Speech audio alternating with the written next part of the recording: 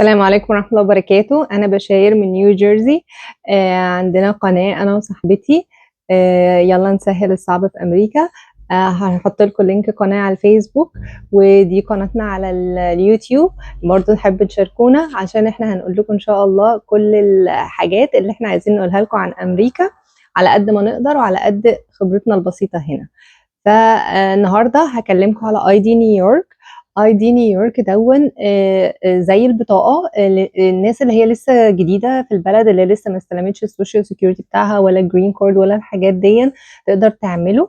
والناس كمان اللي عايشه هنا في البلد ايفن لو هي معاها درايفر لايسنس او الاي دي بتاعها تقدر تعمله. ده ليه بنفيت كتيره. هو بيستعمل في نيويورك بس، بيغطي الفايف بورو، يعني تقدروا تستعملوه اذا كنتوا انتم من بروكلين، كوينز، برونكس، منهاتن او ستاتن ايلاند. لكن بره نيويورك ما تقدروش تستعملوه. وبيتعامل من سن حتى الاطفال اللي عندهم 10 سنين يقدروا يعملوه.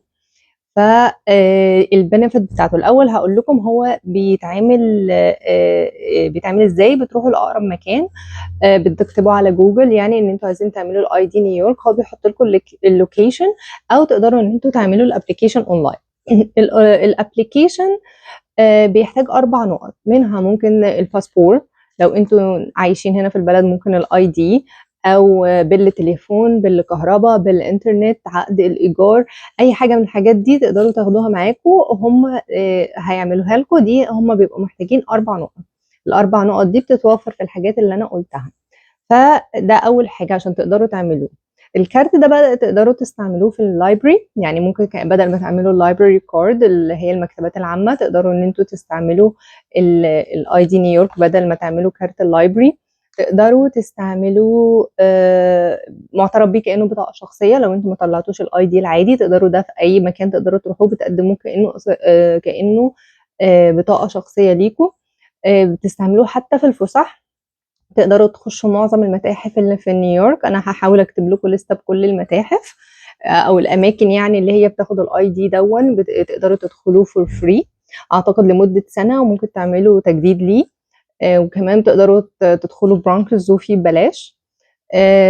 في اماكن كتير جدا. انا هحاول على قد ما اقدر انزل لكم كل الاماكن اللي موجوده يعني اللي تقدروا تستعملوا فيها.